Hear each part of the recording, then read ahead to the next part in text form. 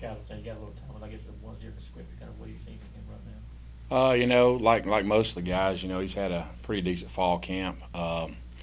He's working hard like the rest of them and trying to do everything we're asking him to do. In this fall camp, it's kind of getting to the point where most of them are kind of ready to line up against someone else other than their own teammates. But he's had a good fall camp. Bellamy's a guy, though, that just because the guys ahead of him, we haven't seen much. Is Yeah. that going to change? If he keeps, practicing doing the things in Coach Pruitt's defense, there's not really a depth chart. He likes to play sort of by committee. A lot of it depends on how you practice that week. Like I said, he's had a good fall camp, so if things keep going the way they're going, he could have some significant playing time. But again, that could go from game 1 to game 2 and change based off of how well the guys practice that week. So. Is he running with the ones, or is that kind of a Again, we don't really have a depth chart. I know that's, it alternates. It alternates by practice. A lot of it depends on how you perform. If you perform well in the last practice, you may get moved up. If you don't perform as well, you may get moved down. A lot of it's just organizational. But every guy has been, with the first, second, and third group, depending on what we're doing that day in practice. How many guys do you feel comfortable with right now as being part of a rotation? There's probably 4 guys that have got the opportunity to play, in some role or capacity, or depending on, how the game or who we're playing offensively, how that shakes out. And then, we'll probably travel guys that'll also play us in special teams that might kind of gradually work into some of the game plan throughout the season. Are you not counting shoots, or are you not counting Floyd in that 4? Well, Leonard's in there as well. I mean, that's 5. Leonard's working, a couple of different positions, which kind of helps open up some opportunity for other guys to kind of go out there and work a little bit. But you've got young guys and the freshmen that have come in that have worked some too, and again, we have different packages, so. As you change packages, the guys on the field change also. So it's kind of a revolving door depending on what type of offense we're facing in a down and distance situation. Kevin, Jeremy said you'll be up top again in the booth this year. Yeah. What is exactly your role, the way you synchronize with getting? Do you suggest things, or you see, or and it's his final decision? Yeah, basically, kind of. I'm sort of his eyes in the sky, you might say. I give him down the distance. I tell him, where the ball's at, kind of what's going on, give him a feel for things, if it's a good play, bad play, tell him what happened from us, from the offensive perspective. Try to call out the personnel, the formations, just so, sometimes it's not as easy to see. I mean, upstairs you got a pretty good view, so. And there'll be times, make suggestions and things like that, but it's, he kind of knows what we're doing overall, but then, we all kind of have a voice in the matter, and, Rock and Eck and everybody, so, our graduate assistants will help, on some of those things. Everyone's got a part that they watch, and then it all kind of comes together and in between series too. Does Leonard Flood look comfortable and effective wherever you put him, whether it's inside, outside, start? Yeah, Yeah. yeah, he's a good player. We've heard a lot about Jake Danis at the inside linebackers, but obviously Chukes has that same experience. Yeah. Not quite as old, but what's he meant to your defense and to your position specifically? Coming in, he's kind of moved, about halfway through the spring to outside, and that's a lot of things we do. We train guys in multiple positions to kind of create some depth, and he's starting to mature as a player a little bit, he's brought some in the last probably week. He's had a little more mature, I guess, practice from what I'm saying, where he kind of is comfortable with that position. But he is a guy that can play multiple positions, so it does give us the option, if we get to that point.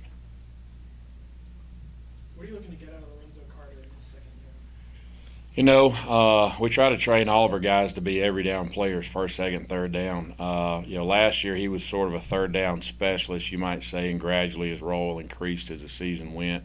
I'd like for him to be an every down player this year. And again, that's, it's not the traditional, hey, he's a one and he's a one until someone beats him out. It's going to change. It can change by the play in practice. It can change by the play in a game. But you got to show up, perform every practice, every game to be able to kind of keep a starting role, if that might be what it is. So.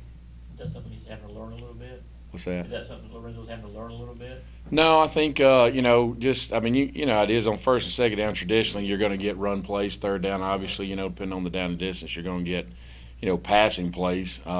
He loves to rush the quarterback, but we want him to be on the field when he can play the runs and strike blockers and do those things and be a well-rounded player. So it's not the learning; it's just more of the development as a player. Most guys don't really come in and play quite as much as a true freshman. On the defensive side, offensively it's a little easier because you're a receiver, running back, whatever it is. But those guys kind of learn the system and the techniques and all those things. So a lot of it's just a development of his age.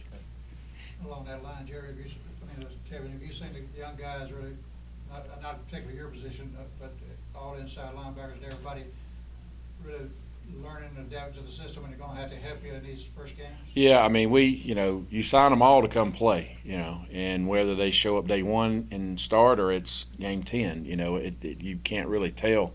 All the young guys that have come in, I mean, they're like everyone else. You have to mold the player into what you want them to be, and they're at a different pace at each one of them.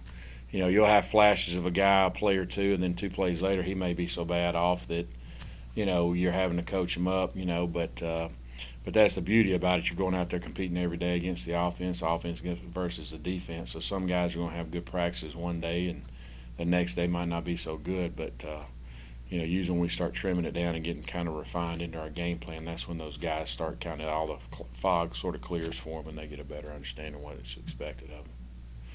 Looking outside your positional group, is there one of these young guys who has caught your eye? All of them have really. I mean, all of them got a lot of talent.